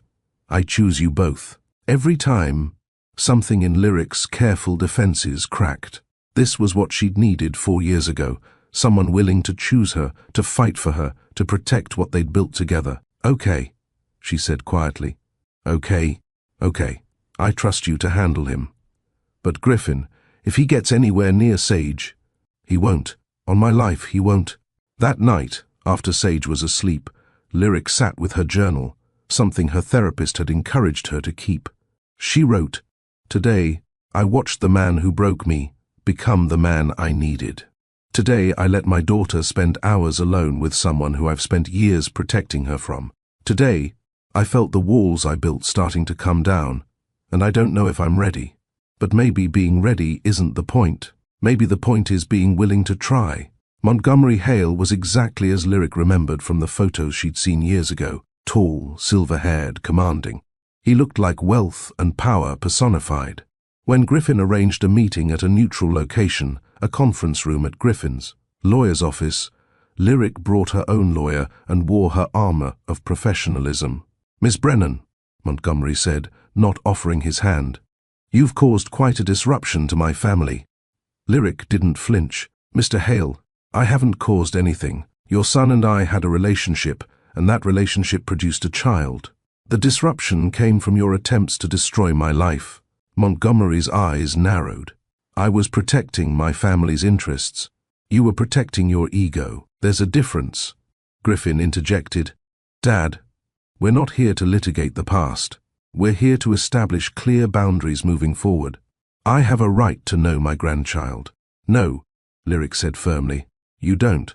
Grandparent rights require an established relationship or proof that denial would harm the child. You've never met Sage, and your presence would only bring harm given your history of threatening her mother." Montgomery turned to Griffin. "You're going to let her speak to me this way?" "She's not saying anything that isn't true," Griffin replied.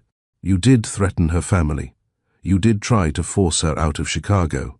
You acted like a bully, and now you're facing the consequences of those choices. I made those choices to protect you from a gold digger who—" "Careful." Griffin's voice went deadly quiet. "The next words you say about Lyric will determine whether you and I have any relationship moving forward." Montgomery seemed genuinely shocked. In his world, people didn't stand up to him, especially not his own son. Lyric's lawyer, Janelle Morrison, slid a document across the table. "Mr. Hale, this is a formal agreement stating that you will have no contact with Sage Brennan without explicit written permission from both parents. Any violation will result in a restraining order and legal action. You can't be serious." "Sign it, Dad," Griffin said, "or I pull my shares from the family trust and tank the value of everything you've built. I've already spoken with the board. They're prepared to support my decision." It was a power play years in the making. Montgomery Hale, who'd controlled his son's life with money and expectations, was finally being checkmated. "You'd destroy the family legacy over some woman and her child?" "They're not some woman and her child. Lyric is the mother of my daughter. Sage is my family. And yes, I'd burn down every legacy you've built to protect them, without hesitation." The room was silent, except for the hum of the air conditioning. Montgomery picked up the pen, his hand shaking slightly, whether from rage or shock, Lyric couldn't tell, and signed. "You're making a mistake," he said to Griffin. "No, Dad. I made a mistake 4 years ago when I listened to you instead of following my heart. I'm not making that mistake again." After Montgomery left, Lyric exhaled a breath she didn't know she'd been holding. "That was intense," Janelle said, packing up her briefcase. Griffin looked at Lyric. "Are you okay? You really would have done it. Destroyed the family business? In a heartbeat. He doesn't get to hurt you anymore. Either of you." Lyric felt tears prick her eyes. "Thank you. You don't have to thank me for choosing my family." Janelle quietly excused herself, leaving them alone in the conference room. "Griffin, what you did just now, that was the bravest thing I've ever seen. It wasn't brave, it was necessary, and it was about 4 years overdue." Lyric stepped closer to him. 4 years ago, I asked you to choose me, to choose us, and you couldn't do it. I know. It's my greatest regret. But today, you did choose us. You put Sage and me ahead of everything else. Money, legacy, your relationship with your father. It wasn't even a hard choice, Lyric. It was the easiest decision I've ever made. Something shifted in that moment. The anger Lyric had carried, the wall she'd built around her heart, started to crumble. "I think—" She started, then stopped, scared of the words.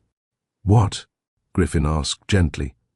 "I think I'm ready to try—" "Try what?" "This, us. Not just co-parenting, but seeing if we can be something more, something real." Griffin's eyes widened. "Are you sure? I don't want you to feel pressured." "I'm not. I'm terrified, but I'm sure. You've shown me over these months that you've changed, that you're the man I believed you could be. And I think I owe it to both of us to see if what we had can become something even stronger." "Lyric." Griffin's voice was thick with emotion. "I won't let you down. Not again. I know. And if you do, I'm strong enough now to survive it. I've learned I don't need you to be whole. But I want to see if choosing you makes life fuller. Griffin reached for her hand, and this time she didn't pull away. His fingers interlaced with hers, familiar and new all at once. "Can I take you to dinner?" he asked. A real date. Not co-parenting logistics, not business discussion. Just you and me. Lyric smiled. "I'd like that." Their first official date was at a small Italian restaurant, tucked away in a quiet neighborhood, nothing flashy or expensive, just good food and intimate atmosphere. Griffin had asked Lyric where she wanted to go, and she'd chosen this place deliberately. She needed to know if he could be comfortable in her world, not just inviting her into his. He showed up at her door in a button-down and slacks, holding flowers, simple sunflowers, because she'd once mentioned they were her favorite. "You remembered," she said, surprised. "I remember everything about you, Lyric." Her mother was staying with Sage for the evening, and when Griffin came in to say hello, Sage launched herself at him. "Daddy, are you and Mommy going on a date?"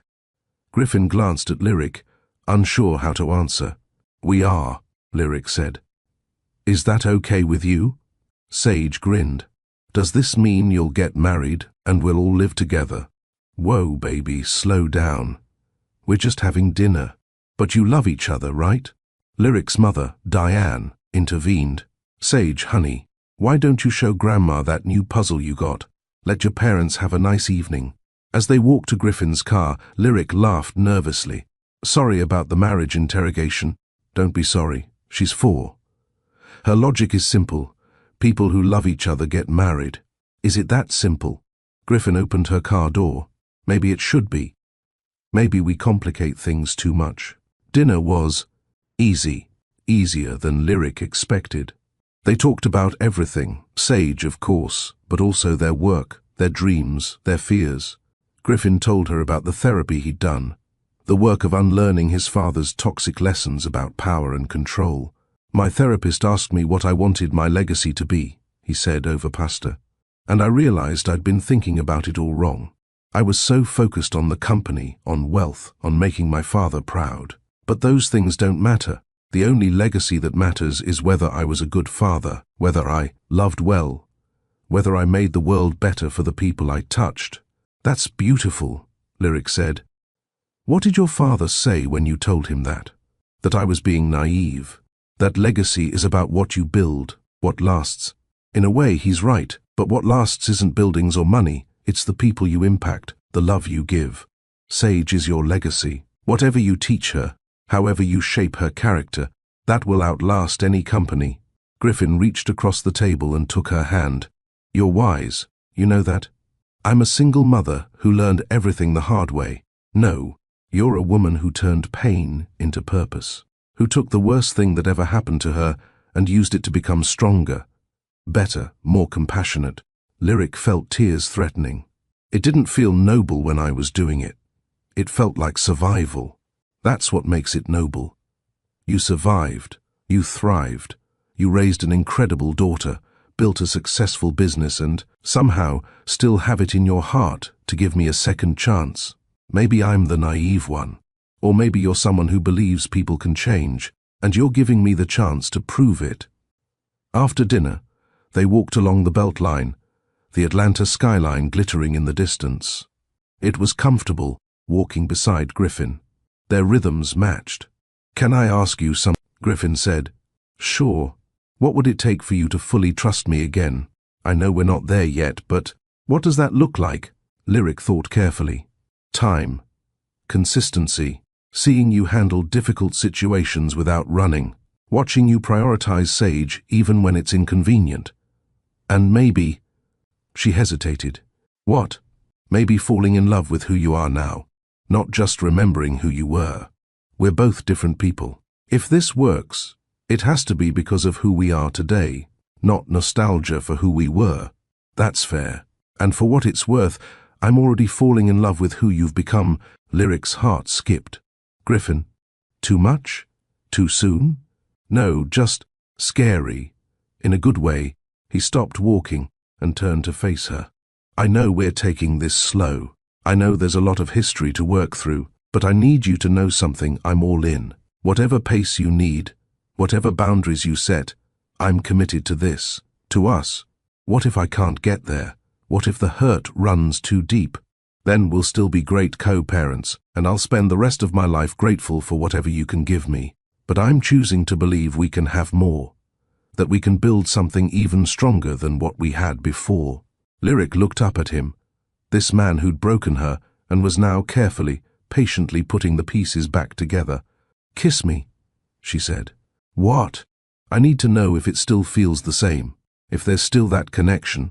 Griffin cupped her face gently, giving her time to change her mind. When she didn't, he leaned down and kissed her.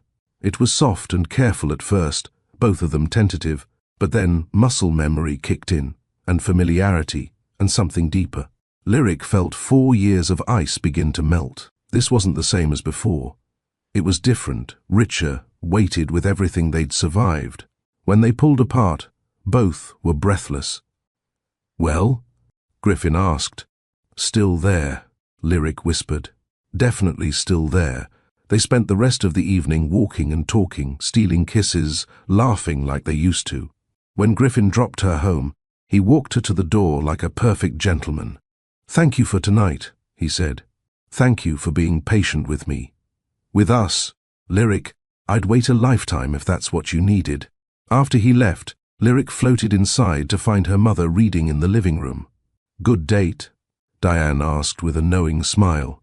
"Really good, Mama. You're glowing, baby." Lyric sat down beside her mother. "Am I crazy? Taking him back after everything?" Diane took her daughter's hand. "You're not taking him back. You're moving forward. There's a difference. The man who hurt you 4 years ago isn't the man who fought his father today. People can change, if they want it badly enough. But what if? Baby, you can't live in the what-ifs. All you can do is trust your gut, protect your heart, and be brave enough to try. And from what I've seen, that man is trying harder than anyone I've ever met to be worthy of you. Sage will be over the moon. She's been trying to parent trap us for weeks." Diane laughed. "That child is too smart for her own good. She gets it from you, Mama. She gets it from all of us. She's a Brennan, strong, smart, and stubborn. No matter what happens with Griffin, she's got a foundation that can't be shaken." Lyric hugged her mother. "I love you. I love you too, baby. Now go check on your daughter. She refused to sleep until you got home. Wanted to know all about the date." Sure enough, Sage was in her bed, eyes fighting to stay open. "Mommy, did you kiss Daddy?" "Sage Marie Brennan, that's private." Sage grinned. "You did, I can tell. You look happy." Lyric lay down next to her daughter. "I am happy. Is that okay with you?" "It's the most okay ever. I prayed for this." "You did?" "Every night. I asked God to help Daddy be good enough for you, and to help you not be so scared." "Did it work?" Lyric felt tears slip down her cheeks. "Yeah, baby. I think it worked." Sage snuggled close. "I knew it would." God listens to kids specially good. As Lyric held her daughter, feeling the peaceful weight of her, she thought about everything that had brought them to this moment. The pain, the struggle, the rebuilding. And she realized something profound. Sometimes the breaking is what makes room for something better. Sometimes you have to lose everything to discover what truly matters. Sometimes the wilderness years are preparation for the promised land. She'd spent 4 years angry at Griffin for destroying her life, but maybe he hadn't destroyed it. Maybe he'd inadvertently freed her to build something more authentic, more powerful, more truly hers. And now, maybe they could build something together that was stronger for having been tested. Over the next several months, Lyric and Griffin navigated the delicate balance of dating while parenting. It was complicated and beautiful in equal measure. They established boundaries, no sleepovers while Sage was home, keeping their relationship appropriate around her, making sure she understood that Mommy and Daddy loving each other didn't diminish how much they loved her. Griffin started joining them for family dinners several times a week. They'd cook together, Lyric making her mother's recipes, Griffin contributing the few dishes he'd mastered, Sage helping by making enormous messes and narrating everything. "We need more flour, Daddy." "No, that's too much. Now we're making cloud bread." Their life began to blend. Griffin had clothes in Lyric's closet. Lyric had a toothbrush at his penthouse. Sage had toys at both places and didn't seem confused by the arrangement. Just happy that her family was together, whatever form that took. Lyric's business continued to thrive. The technology education initiative she'd branded won national recognition, bringing more clients and opportunities. Griffin offered to invest in Brennan Brand Collective, but Lyric declined. "I need to know I built this myself," she explained. "You did build it yourself. Investment doesn't change that. Maybe later, but right now, I need it to be fully mine." Griffin understood. That was the thing. He understood her in ways no one else ever had. They had their first major fight 4 months into dating. It was about Griffin's work schedule. He'd missed one of Sage's preschool events because of a board meeting. "You said you'd be there," Lyric said, trying to keep her voice level. "I know, and I'm sorry. The meeting ran late and I couldn't leave." "There's always going to be a meeting, Griffin. There's always going to be something more important pulling at you. That's not fair. I'm there 99% of the time. And that 1% is what I'm worried about. What happens when she's older, and that 1% becomes 5%, then 10%? Griffin ran his hands through his hair, a gesture Lyric recognized as frustration. "I'm not perfect, Lyric. I'm going to mess up sometimes. But I'm trying." "I know you're trying, but I can't." She stopped, feeling the old fear rising. "I can't do this if you're going to make promises you can't keep." It was one event. It was her first singing performance, Griffin. She was looking for you in the audience, and you weren't there. They were both quiet, the weight of old wounds pressing down. Finally, Griffin said, "You're right. I should have left the meeting. I should have made her the priority. I messed up, and I'm sorry. It's not just about apologizing. I know. It's about showing up, and I will. I'll do better. How can I trust that?" Griffin looked at her steadily. "Because I'll prove it, not with words, with actions. And when I mess up again, because I will, because I'm human, I'll own it, apologize, and do better. That's all I can offer you, Lyric. Not perfection, but consistent effort and genuine accountability." Lyric felt her anger deflate. "I'm scared of falling into the same pattern, of you choosing work over us. I'm not the same man I was, and you're not alone anymore. You can call me out when I'm slipping. We're a team now." "Are we? I want us to be, don't you?" She did. That was the truth of it. Despite her fear, despite the history, she wanted this. Wanted him. Wanted the family they were building together. "Yeah," she said softly. "I do." They worked through it. And true to his word, Griffin did better. He started blocking off time for Sage's events in his calendar as non-negotiable. He delegated more at work. He showed Lyric that she and Sage were his priority, not just in words but in choices. And slowly, Lyric's trust deepened.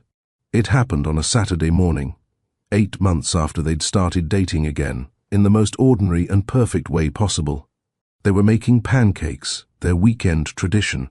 Sage was still in her pajamas, dancing to music while Lyric mixed batter and Griffin manned the griddle. It was chaotic and messy and full of laughter. "Daddy, make mine in a butterfly shape," Sage demanded. "I'll try, but it might look more like a blob, a butterfly blob."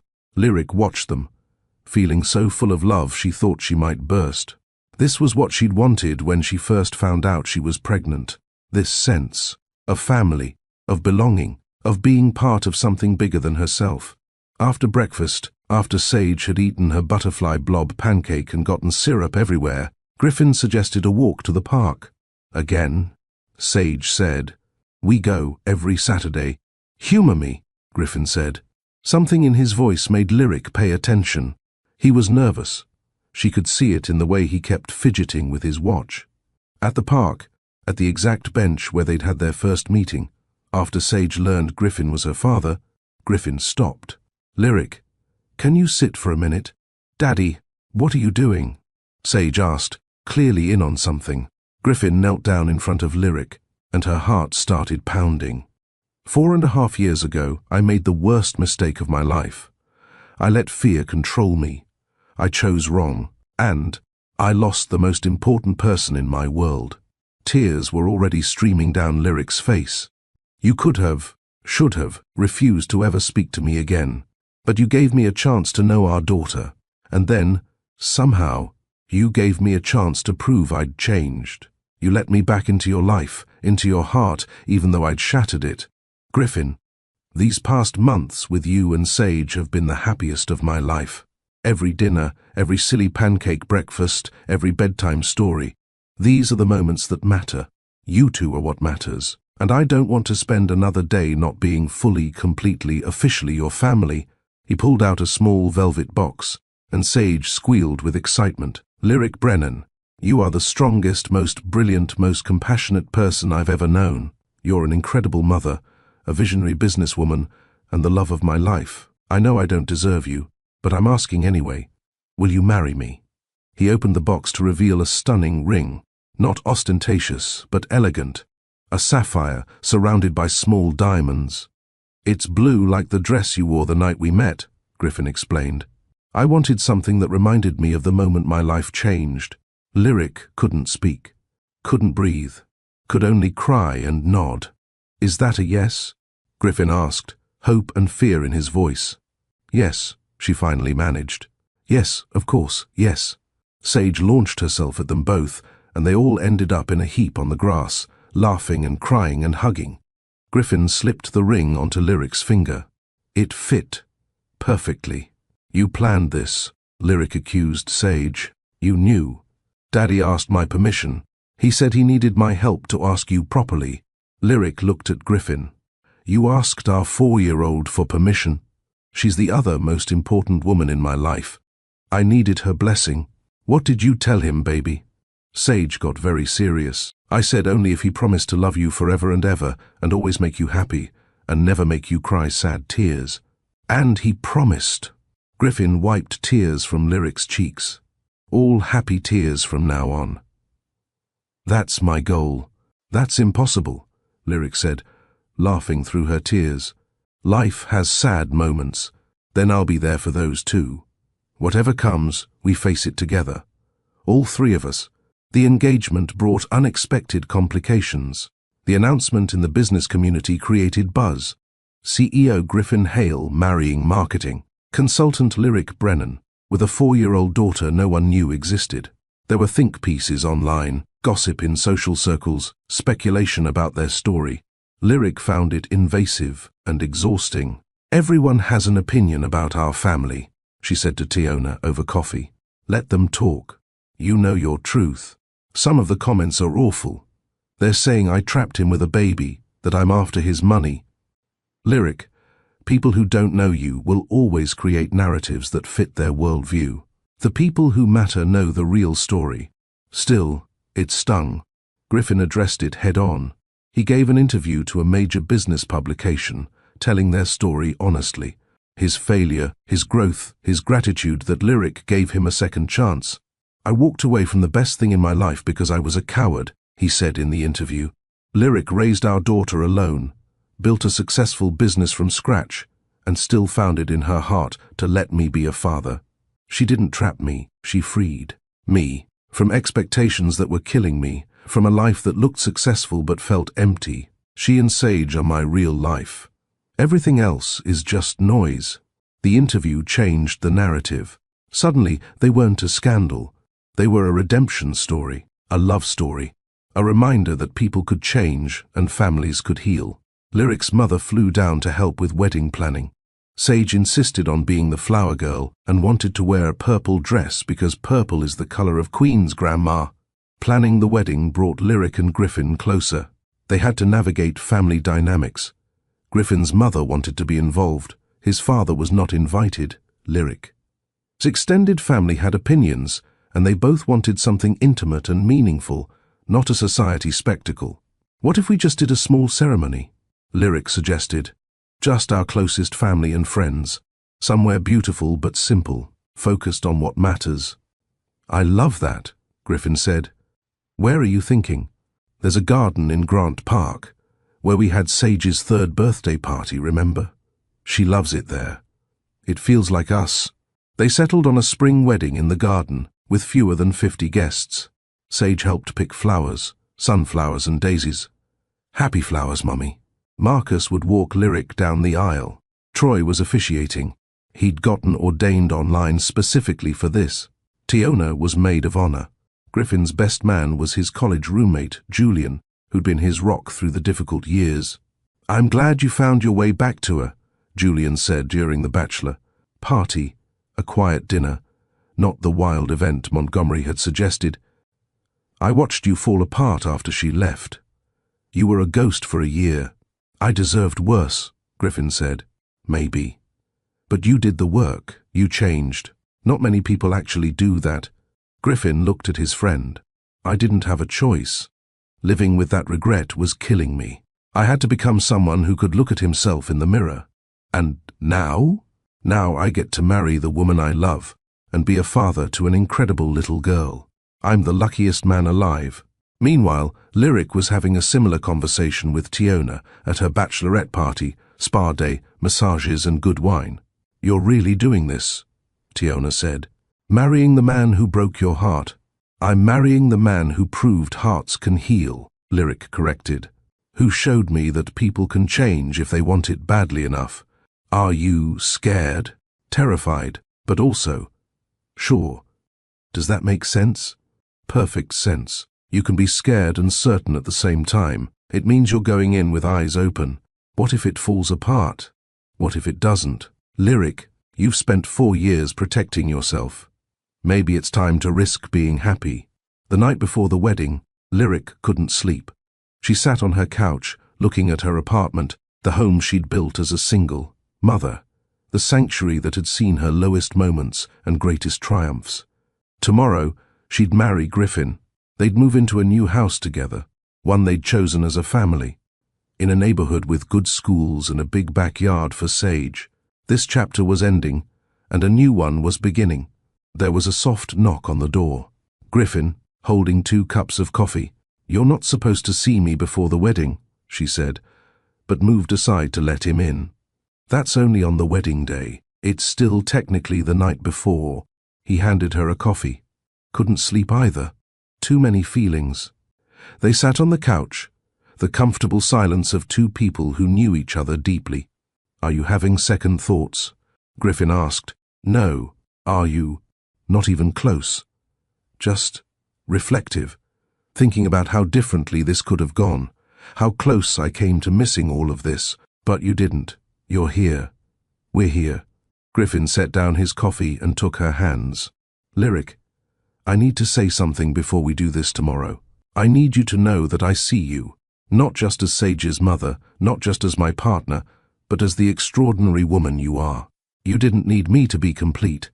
You built a whole beautiful life without me. So when you say yes tomorrow, I want you to know you're not completing yourself. You're choosing to share your completeness with someone who will spend every day earning that privilege." Lyric felt tears spill over. "How did you get so wise?" "I had a good teacher. You showed me what real strength looks like." They held each other, and Lyric felt 4 years of pain finally fully release. She was ready to trust, ready to love, ready to build a future on the foundation of everything they'd survived. "I should go," Griffin said. "Let you get some sleep. Stay a little longer. Just sit with me." So they sat, drinking coffee, watching the sunrise through her window, holding hands and dreaming about tomorrow. The morning of the wedding dawned perfect. Clear skies, gentle breeze, perfect temperature. Lyric woke in the guest bedroom at her mother's home. Diane had insisted on tradition, surrounded by the women she loved. Her mother helped her into her dress, a simple, elegant gown that made her feel beautiful without trying to be someone she wasn't. "You look like a queen, baby," Diane said, tears in her eyes. Sage twirled in her purple flower girl dress. "Mommy, you're so pretty. Daddy's going to cry." "You think so? I know so. He cries at everything about you. Last week he cried at your coffee commercial." Lyric laughed. "That was a good commercial." Tiona did her makeup, keeping it natural and glowing. Remember when you said you'd never trust him again? I remember. I'm glad you were wrong. Me too. The ceremony was at 4 p.m. As the light turned golden, Lyric arrived at the garden to find it transformed. Simple decorations, sunflowers everywhere, chairs, arranged in a circle rather than rows because they wanted everyone close, everyone part of the moment. Griffin stood at the center with Troy, looking nervous and handsome in his suit. When the music started and Sage began her walk down the aisle, carefully dropping petals, so serious about her job, he smiled. But when Lyric appeared on her brother Marcus's arm, Griffin's face transformed into pure, unfiltered joy. And he cried. Sage was right. Marcus walked his sister down the aisle, whispered, "He's a good man, Lyric. You chose right," and placed her hand in Griffin's. Troy began the ceremony with words about love, resilience, and second chances. We're gathered here to witness something sacred, not just a marriage, but a redemption. A testament to the truth that people can change, that love can heal, that families can be broken and rebuilt into something even stronger. He spoke about Lyric's journey, about Griffin's transformation, about Sage being the miracle that brought them full circle. Then it was time for their vows. Griffin went first, his voice steady despite the tears streaming down his face. Lyric, 4.5 years ago, I was given a gift, your love, your trust, and the news that we'd created a life together. And I threw that gift away out of fear. I've spent every day since trying to become worthy of a second chance. You are my North Star, my conscience, my home. You showed me what courage looks like when you chose to have Sage despite my threats. You showed me what strength looks like when you rebuilt your life from nothing. And you showed me what grace looks like when you let me back in. I promise to spend every day honoring these gifts. I promise to love you in the hard times and the easy times when you're at your best and when you're struggling. I promise to be your partner in building a life of meaning, purpose, and joy. I choose you, Lyric Brennan. Today and every day for the rest of my life. There wasn't a dry eye in the garden. Then Lyric spoke, her voice clear and strong. Griffin, when we met, I was a woman trying to prove I belonged in rooms I wasn't born into. You saw me, really saw me, and made me believe I belonged anywhere I chose to be. Then you broke me. You shattered my trust, my heart, and my life. And in that shattering, you forced me to discover who I really was, what I was really made of. I learned I was stronger than I knew, braver than I believed, more resilient than I imagined. I learned I didn't need you to be whole. But here's what I discovered in these past months. I don't need you, but I choose you. I choose to share my life, my daughter, my dreams with you. Not because you complete me, but because you complement me. You make me want to be even better. You challenge me, support me, and love me with an intensity that still takes my breath.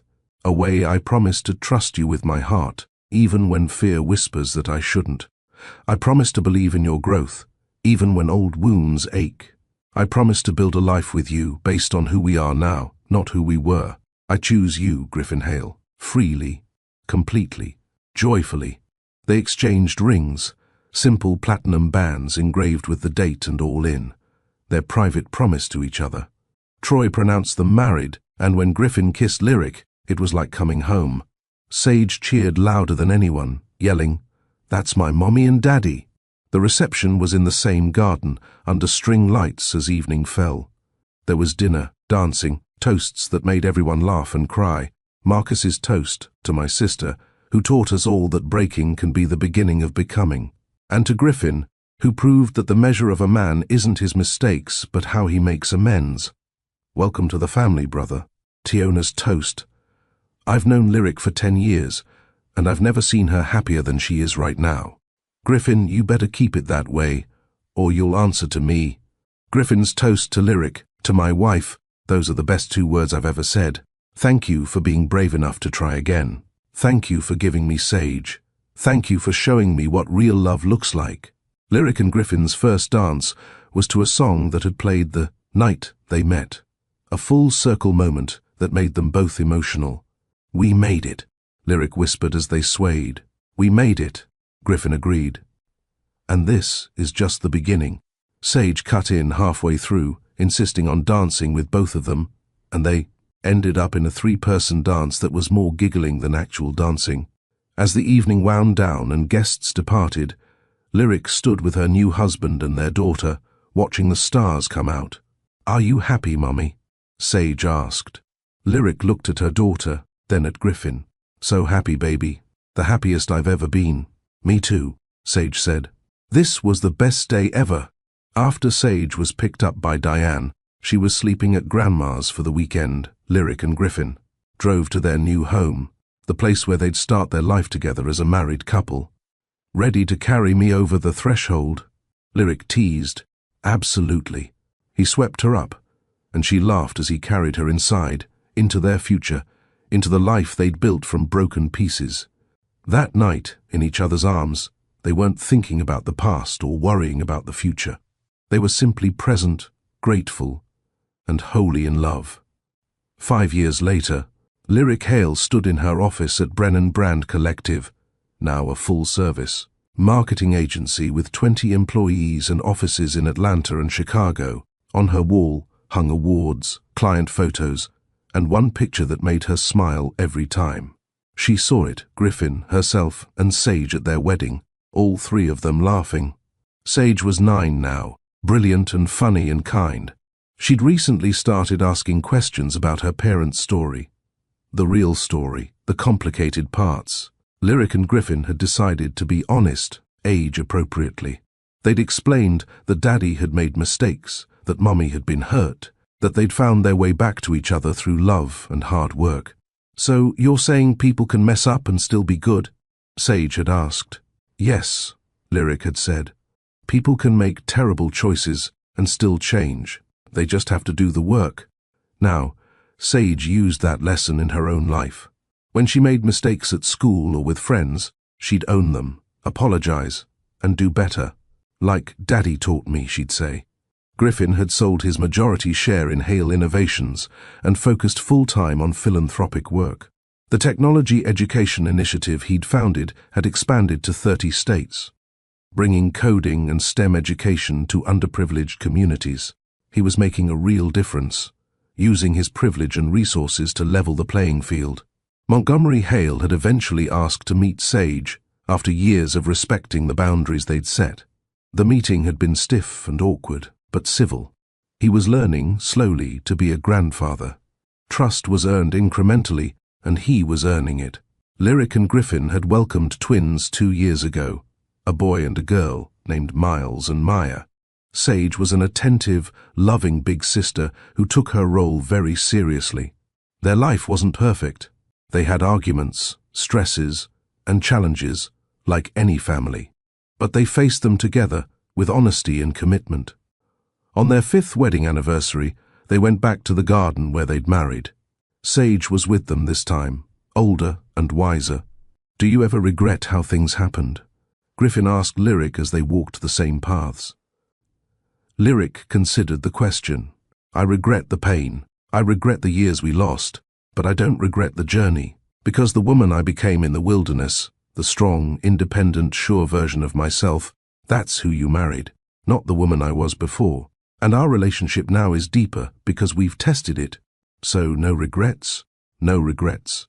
Everything, the good and the bad, brought us here. And here is pretty wonderful. They'd learned the most important lessons.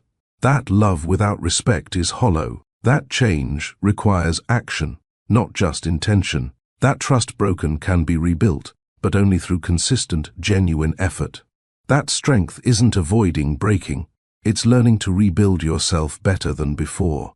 That real family isn't about perfection. It's about showing up, even when it's hard. That the wilderness seasons of life often prepare us for the promised land. That forgiveness doesn't mean forgetting. It means choosing not to let the past poison the future. That you can be both independent and in love, both strong and vulnerable, both scarred and healed. Sage ran ahead on the path, then turned back to her parents. "Come on, I want to show you where you got married." Lyric and Griffin followed their daughter, hand in hand, walking into the sunshine of a life. They'd built from broken pieces, a life more beautiful for having been broken and remade. Behind them lay the wilderness years, the pain, the growth. Ahead lay possibility, partnership, and a love that had been tested and proven true. And in that moment, surrounded by family and bathed in golden light, Lyric understood the final truth. Sometimes the best stories are the ones we write after the ending we thought would destroy us. Sometimes the happily ever after comes not from avoiding pain, but from walking through it and emerging whole on the other side. Sometimes the love we lose is the love we needed to find again. And when we do, it's even more precious for having been lost. Thank you for taking this emotional journey with Lyric, Griffin, and Sage. If this story touched your heart, please give it a like and share your thoughts in the comments below. Did you believe in Griffin's redemption? Would you have given him a second chance? Remember, sometimes the best stories are written after the ending we thought would destroy us. Subscribe for more inspiring stories.